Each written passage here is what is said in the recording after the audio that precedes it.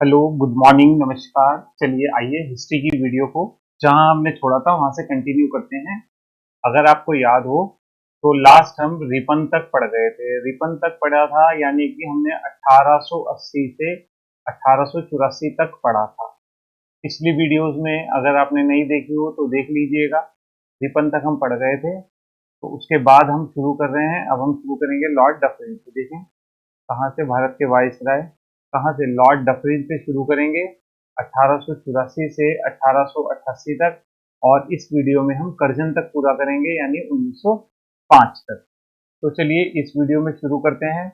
इन governor general द्वारा जो जो काम किए गए उन पर चर्चा करते हैं। आइए चलिए, सबसे पहले है लॉर्ड डफरिन। ठीक बात है।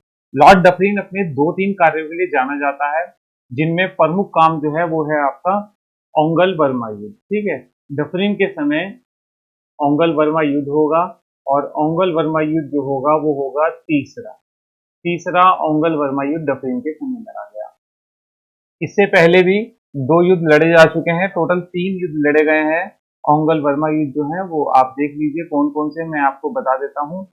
चलिए देखिए, मैं तीनों युद्धों पे चर्चा कर लेता हूँ कि कौन कौन से युद्ध लड़े गए हैं।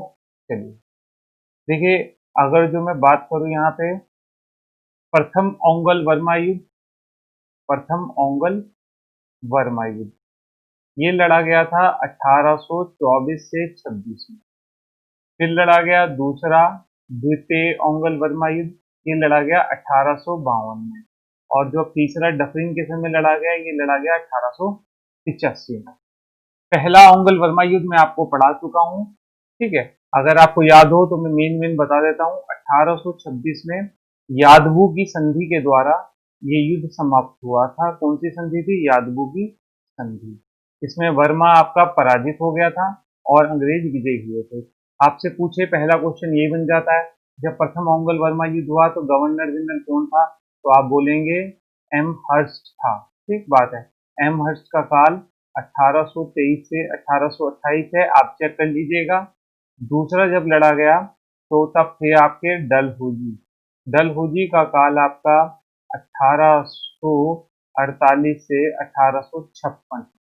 और तीसरा लड़ा गया है डफरिन के समय। तो तीनों क्वेश्चन हो जाते हैं। पहला किसके समय लड़ा गया, दूसरा किसके समय लड़ा गया, तीसरा किसके समय लड़ा गया। यादवों की संधि हुई थी पहले ओंगल वर्मा युद्ध में। इसके तहत हुआ क्या था वो देख लेते हैं। अंग्रेजों को असम, अराकान और तीसरा जो था आपका सेनासरी, सेनासरी ये इलाके थे। ये इलाके मिले थे किसे? ब्रिटिश को। ब्रिटिश को मिले थे इसके द्वारा, है ना। और दूसरा क्या हुआ था, इसमें मणिपुर स्वतंत्र हो गया था। ठीक बात है।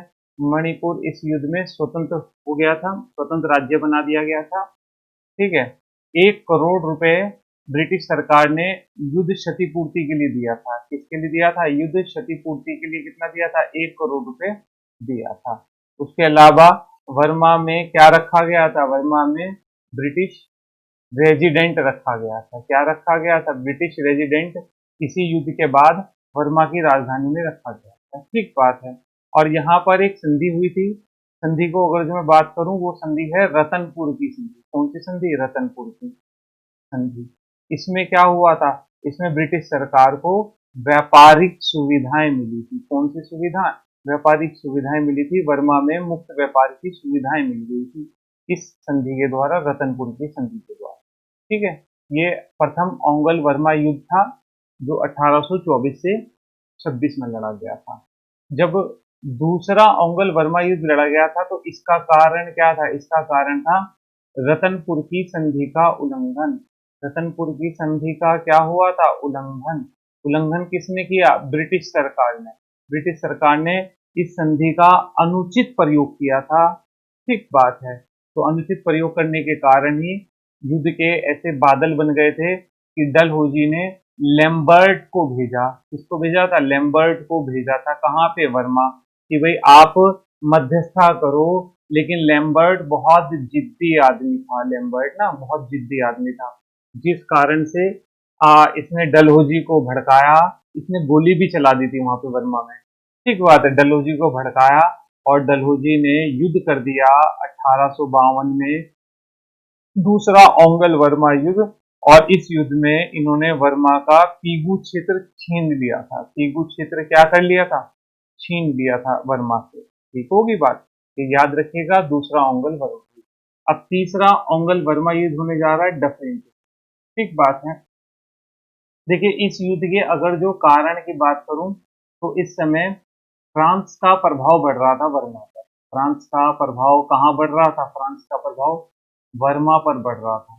वर्मा पर बढ़ रहा था, जिससे ब्रिटिश सरकार स्वीकार नहीं कर सकती थी। ब्रिटिश नहीं चाहती थी कि हमारे क्षेत्र में कोई भी ऐसी शक्ति आए जो ब्रिटिश शक्ति की प्रतिद्वंदिता करे।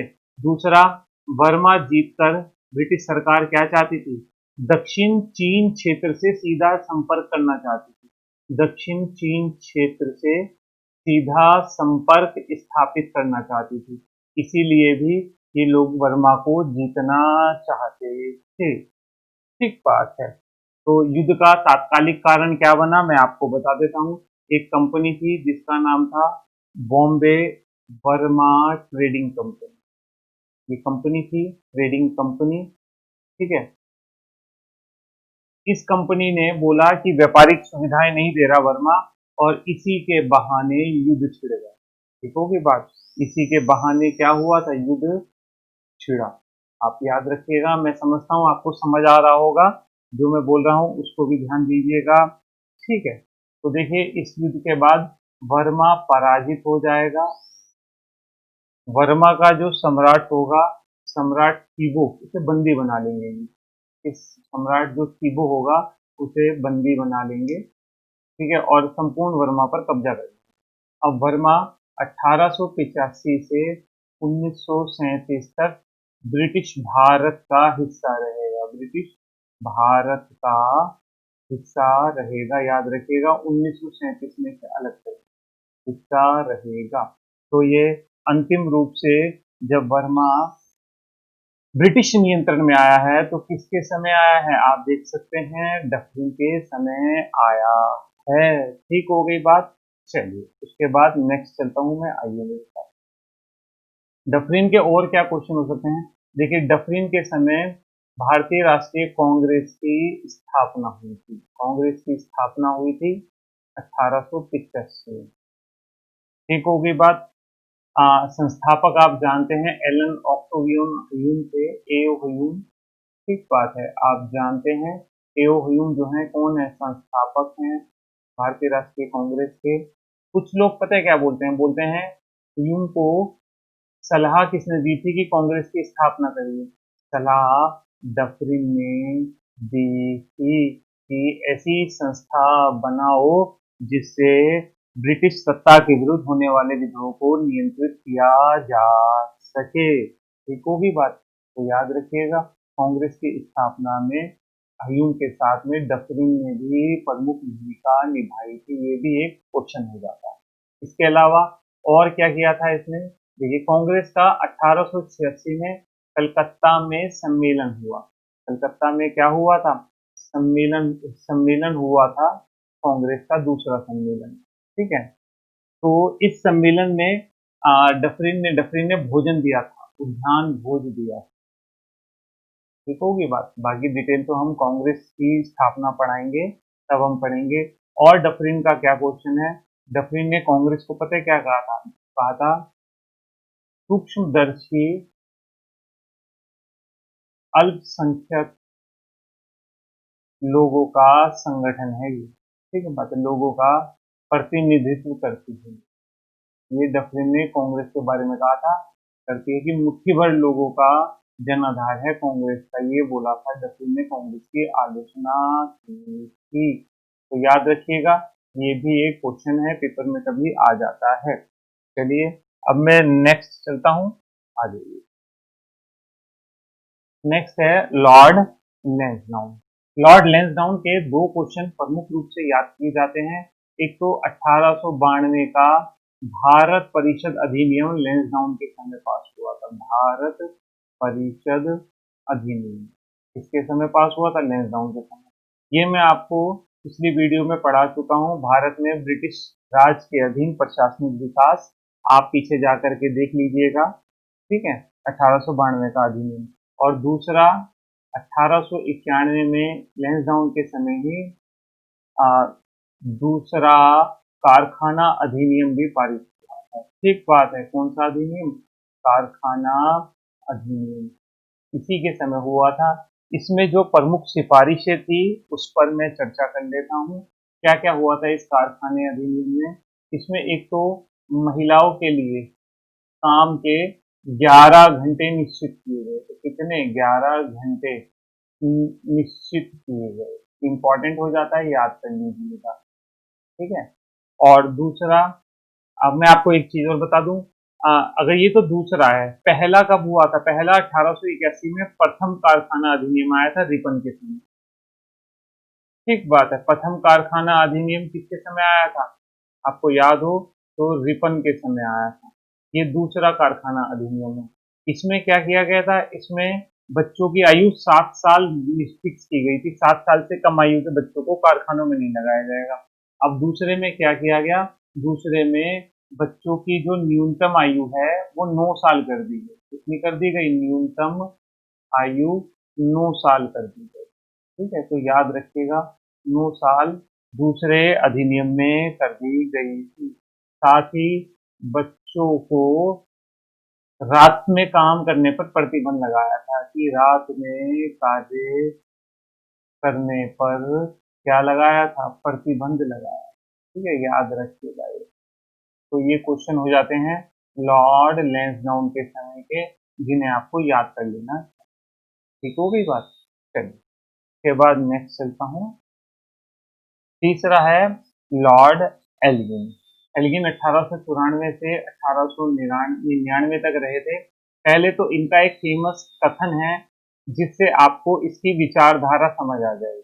इसने क्या कहा था? इसने कहा था, हिंदुस्तान तलवार के द्वारा बल पर, तलवार के दम पर जीता गया और तलवार के बल पर ही नियंत्रण किया जाएगा। ये इसका कथन है, जो फेमस कथन है। किसका? Lord Elgin. ये लॉर्ड एल्गिन सेकंड है, याद रखिएगा, प्रथम नहीं। प्रथम पहले आ चुका है। ये लॉर्ड एल्गिन कौन सा है? द्वितीय है। तो लॉर्ड एल्गिन द्वितीय का ये कथन है जो फेमस है। ठीक बात है। चलिए, लॉर्ड एल्गिन के समय का एक नेक्स्ट क्वेश्चन है अकाल। अकाल का क्या क्वेश्चन है वो समझ लेते। देखिए, 1896-97 में संपूर्ण भारत में अकाल पड़ा। कहाँ पड़ा था? संपूर्ण भारत में। और विशेष रूप से इसमें जो है आपका इलाका, सबसे ज्यादा जो मौत हुई थी वो मध्य प्रांत में सर्वाधिक मौत हुई थी। ठीक है, तो यहाँ पे क्वेश्चन क्या आता है आप वो देख लेंगे। तो इसने क्या करा था? अकाल की जांच के लिए एक आयोग बनाया था। आयोग के अध्यक्ष कौन थे? पंजाब के लेफ्टिनेंट गवर्नर, पंजाब के लेफ्टिनेंट गवर्नर थे, जिनका नाम था जेम्स लॉयल। ठीक है, जेम्स लॉयल थे, जिन्होंने अकाल की जांच की थी। और इन्होंने स्ट्रेची आयोग की रिपोर्ट को स्वीकार किया था। रिपोर्ट को पूर्णतः लागू करने को कहा था। एक बात है, क्या कहा था? पूर्णतः लागू करने को कहा था। याद रखिएगा, है ना, याद रखिएगा। पेपर में क्वेश्चन आया हुआ है कि अकाल जो पड़े हैं तो उनके आयोग कौन कौन रहे, तो मिलान कीजिए। देखिए, स्ट्रेची में आपको बता चुका हूँ, स्ट्रेची में आपको लिटन के समय बता चुका हूँ, 1876-77 में लिटन ने एक आयोग बनाया था, स्ट्रेची आयोग। अब ये दूसरा आयोग आ गया जिसका नाम है जेम्स लायल आयोग। पहला स्ट्रेची आयोग। ये दोनों क्वेश्चन इंपॉर्टेंट हो जाते हैं, आपको याद रखना चाहिए। ठीक बात है। तीसरा क्वेश्चन क्या होती है इसके समय की, वो देख लेते हैं। चापेकर बंधु ने क्या किया था? पूना में प्लेग कमिश्नर की हत्या की थी, वो इसी के समय की। कमिश्नर की क्या की थी? हत्या। अब आपसे पूछे कौन था, तो आप कहेंगे WC रैंड था, जिसकी हत्या कर दी थी प्लेग कमिश्नर। चापेकर बंधु कौन थे? ये 3 भाई थे। नाम बता देता हूं मैं। एक का नाम था दामोदर, एक का नाम था बाल किशन, और एक का नाम था हरि। इन तीनों भाइयों ने किसकी हत्या कर दी थी? प्लेग कमिश्नर की हत्या कर दी थी। ये जो घटना घटी थी, ये आपकी लॉर्ड एल्गिन के समय ही घटी थी। ठीक बात है, इंपॉर्टेंट हो जाता है। चलिए, मैंने आपको इससे संबंधित सभी क्वेश्चन बता दिए। चलिए नेक्स्ट चलता हूँ। लॉर्ड कर्जन भारत के जितने भी गवर्नर जनरल रहे, उनमें एक प्रमुख रूप से जो चर्चा में रहा है वो है लॉर्ड कर्जन। इसके समय की कई घटनाएं हैं, मैं विस्तार से चर्चा करूँ। देखिए, पहले ये कहा जाता है कर्जन कर्जन के बारे में पता है क्या कहा जाता है? इसे भारत की बहुत जानकारी, पता है ऐसा बोलते हैं, भारत की बहुत जानकारी किस गवर्नर जनरल की थी? तो वो कर्जन था। कर्जन को भारत के विषय में बहुत जानकारी थी। कर्जन्य का एक कथन भी है। इसने पता है क्या कहा था? इसने कहा था पूर्व, यानी पूर्व के देश, एक ऐसा विश्वविद्यालय है जहां विद्यार्थी को कभी प्रमाण पत्र नहीं मिलता। समझ गए आप मेरी बात? तो इसका मतलब कह रहा पूरब का अध्ययन बहुत गहरा है और हर समय आपको कुछ ना कुछ नया मिलेगा। तो कर्जन का ये कथन है जो फेमस है। ठीक है, चलिए, ये कथन हो गया। अब मैं आता हूँ इसके क्वेश्चनों पे। सबसे पहले आता हूँ इसके समय पे अकाल पड़ा। तीसरे अकाल आयोग पे आ रहा हूँ। ये अकाल पड़ा था 1899 1900 में। कर्जन के समय अकाल पड़ा। तो कर्जन ने भी एक आयोग बनाया अकाल की जांच के लिए। अब आपको याद करना चाहिए, इस आयोग का नाम है एंटोनी मैकडॉनल्ड आयोग। ठीक बात है, क्या नाम है? मैकडॉनल्ड आयोग। याद कर लेना चाहिए आपको। तीसरा आयोग आ गया स्ट्रेची आयोग। स्ट्रेची आयोग के बाद जेम्स लायल आयोग, और तीसरा एंटोनी मैकडॉनल्ड आयोग। किस किस गवर्नर जनरल के समय है वो देखिए। इसकी रिपोर्ट आई 1901 में, और इसने क्या कहा था अपनी रिपोर्ट में कि वो सरकार को पशु, कुएं, ठीक बात है, बीज आदि के लिए धन बांटना चाहिए, आदि के लिए धन वितरण करना चाहिए। ठीक बात है, धन क्या करना चाहिए? वितरण करना चाहिए। ठीक बात है, आप समझ सकते हैं। और गैर सरकारी सहायता पर बल दिया इसने अपनी रिपोर्ट में कि गैर सरकारी सहायता समूह को भी इसमें शामिल होना चाहिए। अकाल में सहायता पर इसने बल दिया। ठीक होगी बात, तो याद रखिएगा, ये इंपॉर्टेंट हो जाता है। दूसरा इसके समय का जो आयोग है वो है पुलिस सुधार। तो देख लेते हैं पुलिस सुधार क्या है। देखिए, इसने 1902 में एंड्रयू फ्रेजर की अध्यक्षता में पुलिस सुधार के लिए एक आयोग बनाया, जिसने अपनी रिपोर्ट दी 1903। इसने दी अपनी रिपोर्ट, एंड्रयू फ्रेजर ने अपनी रिपोर्ट 1903 में दी थी। ठीक है, इसकी रिपोर्ट की कर्जन ने तारीफ की थी। कर्जन ने क्या की थी? कर्जन ने तारीफ की थी। उसने कहा था इतनी बढ़िया रिपोर्ट किसी की नहीं हो सकती जितनी एंड्रयू फ्रेजर की रिपोर्ट है। इसने क्या बोला? इसने बोला पुलिस की भर्ती करो, उनका वेतन बढ़ाओ, ठीक बात है, और पुलिस विश्वविद्यालय की स्थापना, ठीक बात है, पुलिस विश्वविद्यालय की स्थापना करो, इसने बल दिया था। ठीक बात है। इसके अलावा इसी की रिपोर्ट पर सीआईडी की स्थापना हुई। सीआईडी की स्थापना किसकी रिपोर्ट पर हुई थी? इसी की रिपोर्ट पर हुई थी। सेंट्रल इन्वेस्टिगेशन डिपार्टमेंट, यानी केंद्रीय गुप्तचर विभाग की स्थापना कर्जन की रिपोर्ट पर हुई थी। और क्या हुआ था? प्रांतों के लिए भी पुलिस की स्थापना हुई थी इसी की रिपोर्ट पर। प्रांतीय पुलिस की स्थापना भी किसी की रिपोर्ट पर हुई थी। ठीक हो गई बात। तो आप देख सकते हैं मैंने 4-5 कर्जन के क्वेश्चन बता दिए। मैं अब आगे चलता हूँ। ठीक है, आगे कर्जन का एक प्रमुख कार्य क्या था? कर्जन ने एक विश्वविद्यालय आयोग बनाया। कई सारे आयोग हैं कर्जन के समय। विश्वविद्यालय आयोग बनाया 1902 में, जिसके अध्यक्ष थे थॉमस रैले। ठीक बात है। इसने रिपोर्ट कब दी? तो एक पेपर में रिपोर्ट, एमएड का पेपर हुआ था, एंट्रेंस का, एचएनडी का, तो उसमें ये पूछा हुआ था रिपोर्ट कब आई थी। रिपोर्ट आई थी 1904 में। उद्देश्य क्या था? देखिए, इस समय तक कॉलेज, विश्वविद्यालय राष्ट्रीय आंदोलन के चर्चा के केंद्र बन रहे थे। तो कर्जन का उद्देश्य क्या होगा? कर्जन का उद्देश्य शिक्षण संस्थानों पर क्या करना? नियंत्रण स्थापित करना। एक बात, अब देख लीजिए, नियंत्रण स्थापित करना प्रमुख उद्देश्य था। ठीक हो गई बात। चलिए, तो कर्जन ने ऐसा किया भी। कहीं कहीं बार ना इस विश्वविद्यालय आयोग को कलकत्ता विश्वविद्यालय आयोग भी कह देते हैं। आप कहेंगे ऐसा क्यों? वो मैं आपको बता देता हूँ। कई बार इसे कलकत्ता विश्वविद्यालय आयोग भी कहते हैं, क्योंकि कलकत्ता इस समय राष्ट्रीय आंदोलन का केंद्र बन रहा था। ठीक बात है। तो इसमें क्या किया गया? जो विश्वविद्यालय की सेनेट होती है ना, विश्वविद्यालय के सेनेट, सेनेट में जो निर्णय लेने वाला एक ग्रुप होता है, सेनेट में सरकारी सदस्य बढ़ा दिए गए। इसका मतलब सरकारी नियंत्रण आ गया, नहीं आ गया? यानी सरकार मनोनीत करेगी, उनकी संख्या ज्यादा कर दी गई। ठीक है, इसका मतलब जो भी सरकार चाहेगी वही निर्णय ये लेंगे।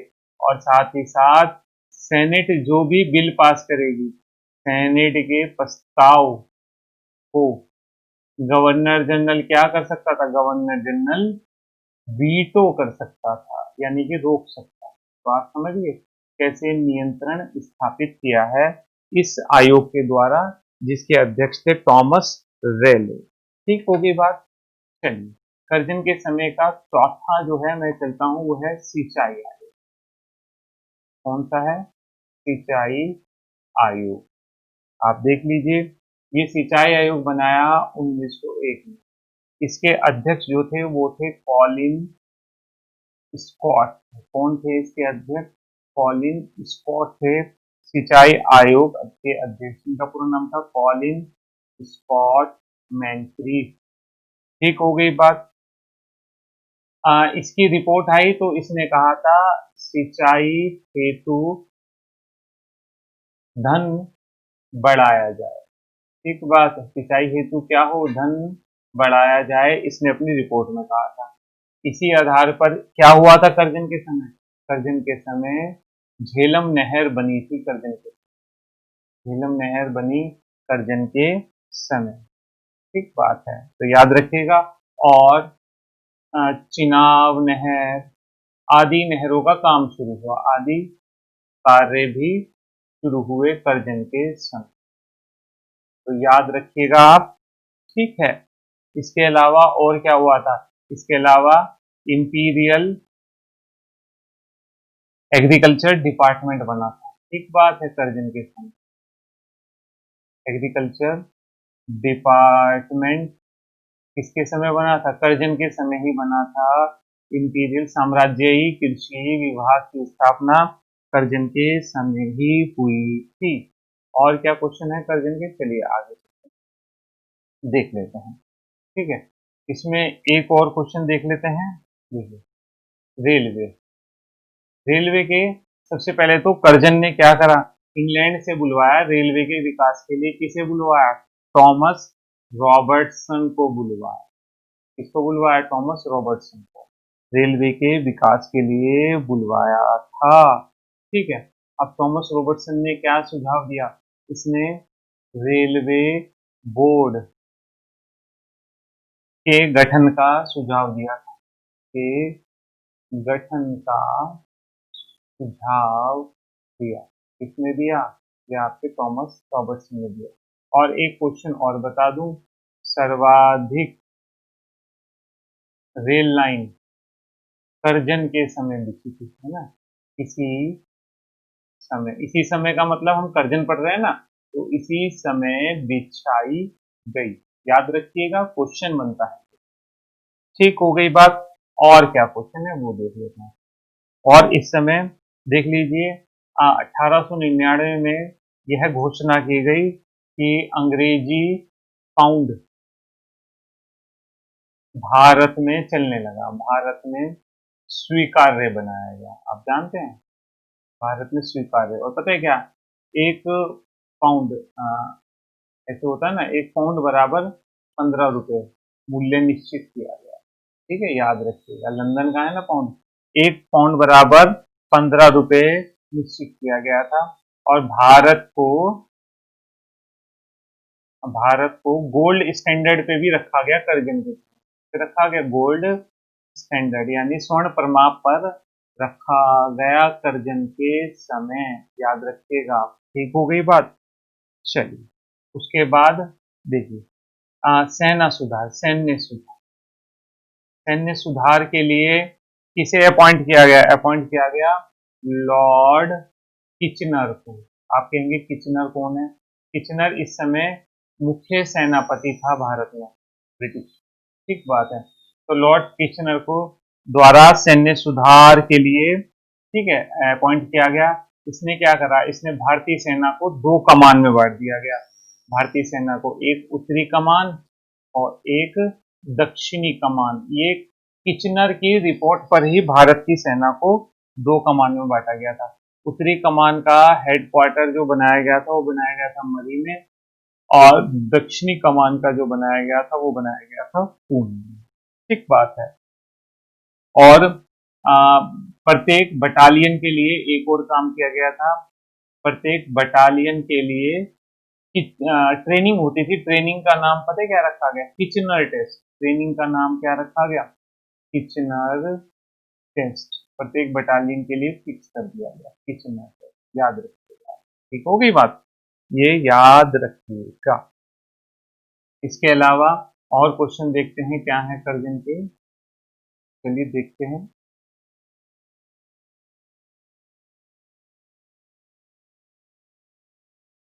चलिए देखते हैं करजन के और क्या क्वेश्चन है। ये बंद हो गया, मैं इसे ठीक कर देता हूँ। बंद क्यों हो गया? ठीक है, वहीं चलता हूँ मैं।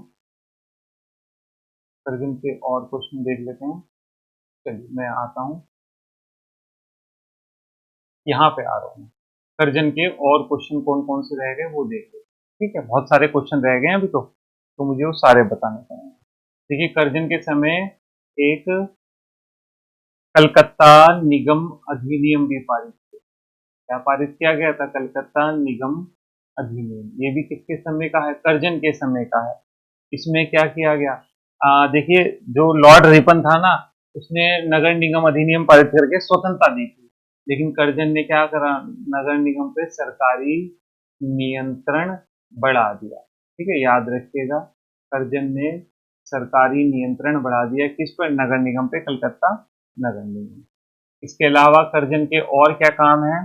करजन के समय प्राचीन स्मारक अधिनियम भी आया है। करजन के समय प्राचीन स्मारक अधिनियम, इसमें क्या किया गया? ये 1904 का है। इसमें 50,000 पौंड मरम्मत के लिए रखे गए। स्मारकों की मरम्मत के लिए, स्मारकों की मरम्मत हेतु दिए गए। ठीक बात है। इसके अलावा करजन के और कौन से काम है वो देख लेते हैं। मैं आता हूँ। चलिए, एक करजन का है बंगाल विभाजन। करजन के समय जो एक और काम हुआ है, बंगाल विभाजन। उस समय की बंगाल की क्या स्थिति थी वो देख लेते हैं पहले, फिर मैं आपको बताता हूँ। देखिए, बंगाल में उस समय बंगाल, पूरा बंगाल प्लस बिहार प्लस उड़ीसा, ये सम्मिलित होते थे। 1874 में असम इससे अलग कर दिया गया। ठीक होगी बात। तो ये 3 क्षेत्र थे। अब इस बंगाल को 2 पार्ट्स में बांटा गया। एक रखा गया पूर्वी बंगाल और एक रखा गया पश्चिम बंगाल।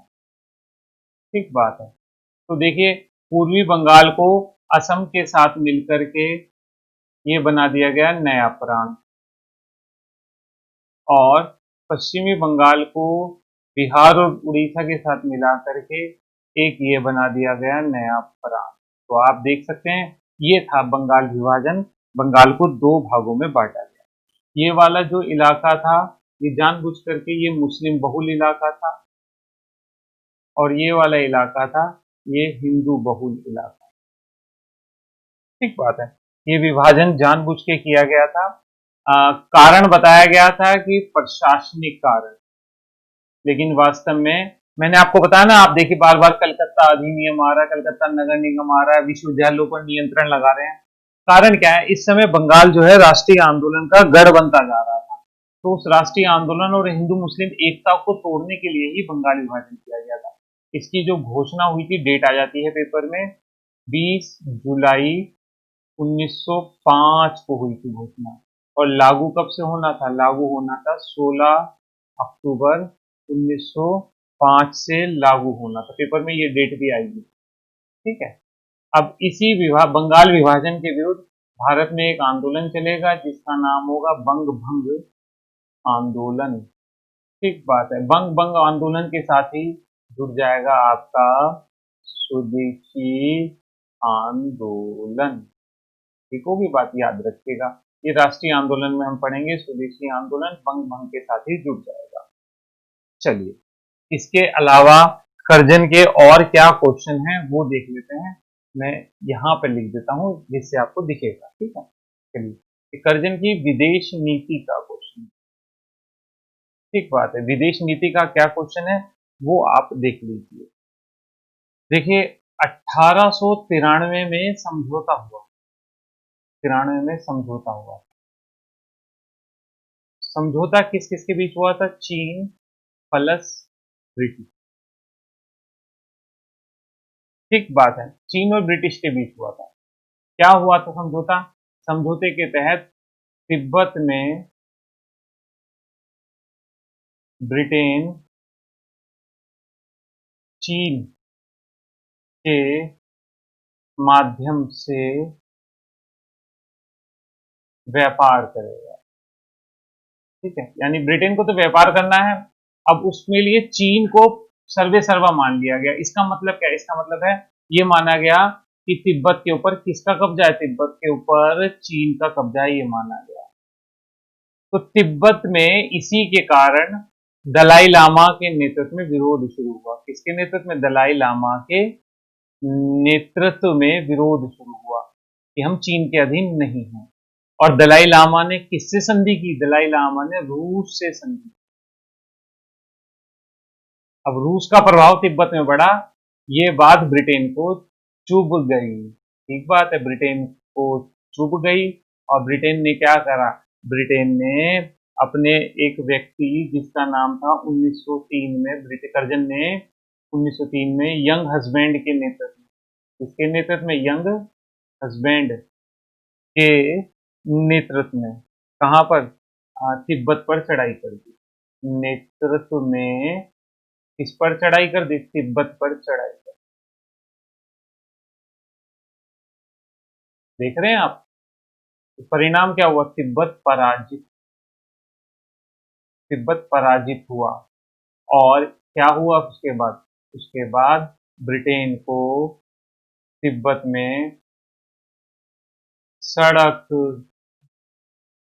सड़क पुल, तार आदि बनाने का ठेका लग गया। तार बिछाने का क्या मिल गया, बिछाने का ठेका मिल गया। आप देख रहे हैं सारे के सारे काम ब्रिटेन ने ले लिए जबरदस्ती तिब्बत को कुचल कर। तो आप देख रहे हैं ये यहाँ पर ये हुआ था, ये कर्जन की खराब नीति थी जिसका ब्रिटेन में भी विरोध हुआ था। ये विदेश नीति का खराब नीति थी कर्जन की। ठीक होगी बात।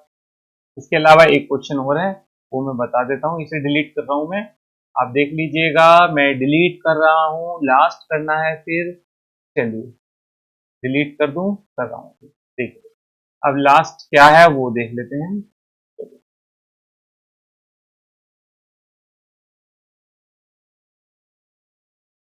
क्या है लास्ट, लास्ट में एक मामला होगा जिसका नाम होगा कर्जन किचनर विवाद। कर्जन का लास्ट टॉपिक है, वो मैं समझा देता हूँ, फिर मैं आगे। देखिए, आप जानते हैं गवर्नर जनरल कौन है? गवर्नर जनरल है कर्जन। मुख्य सेनापति कौन है? मुख्य सेनापति है किचनर। ठीक बात है। और एक व्यक्ति और है जो गवर्नर जनरल का सैन्य सलाहकार। गवर्नर जनरल की परिषद में एक पद और होता था जो गवर्नर जनरल को सैन्य मामलों में निर्णय लेने के लिए सलाह देता। किचनर नहीं चाहता था कि ये पद रहे। किचनर चाहता था कि जो मुख्य सेनापति मैं हूं तो सारी सलाह मेरी चलेगी। ठीक होगी बात। और इसी बात को लेकर कर्जन वर्सेस किचनर हो गया। किचनर के साथ विवाद हो गया। मामला इंग्लैंड पहुंच गया। इंग्लैंड में कहां पहुंच गया? इंग्लैंड में आप जानते हैं भारत परिषद के पास पहुंच गया मामला। और भारत परिषद में कौन था? भारत सचिव था। भारत सचिव ने इस पद को समाप्त कर दिया। तो ये कर्जन की हार हो गई एक तरीके से। कर्जन को लगा ये मेरी हार हो गई है, और इसी बात पर कर्जन ने रिजाइन किया और चला गया। आप देख रहे हैं, रिजाइन करके कर्जन यहाँ से चला गया। कर्जन किचनर विवाद के कारण कर्जन को रिजाइन करना पड़ा। ठीक होगी बात। कर्जन का एक प्रमुख कथन है, वो भी देख लीजिए। क्या है कर्जन का कथन, वो मैं आपको बताता हूँ। कर्जन ने कहा था कांग्रेस के बारे में, कांग्रेस धीरे धीरे लड़खड़ा रही है। ठीक बात है। मेरी आकांक्षा है मैं इसकी मृत्यु में सहयोग कर सकूं। ठीक है, कांग्रेस के बारे में कर्जन ने कहा सहयोग कर सकूं। ठीक है। अगर जो आपको ये पूरा हो गया कर्जन, मैं आपको चारों गवर्नर जनरल पढ़ा दिए और 1905 तक ले आया हूं। देखिए, अगर आपको वाकई में समझ आया हो तो आप प्लीज लाइक शेयर और सब्सक्राइब कर दीजिएगा। और आप देख रहे हैं कि वीडियो कम होती जा रही है। अगर आपको लग रहा है कि ठीक नहीं है तो आप कमेंट कर दीजिएगा। कमेंट करके बताइएगा कि वीडियो ठीक नहीं था, हमें पसंद नहीं आया या हमें समझ नहीं आया। ठीक, चलिए ध्यान रखिएगा अपना। Thank you.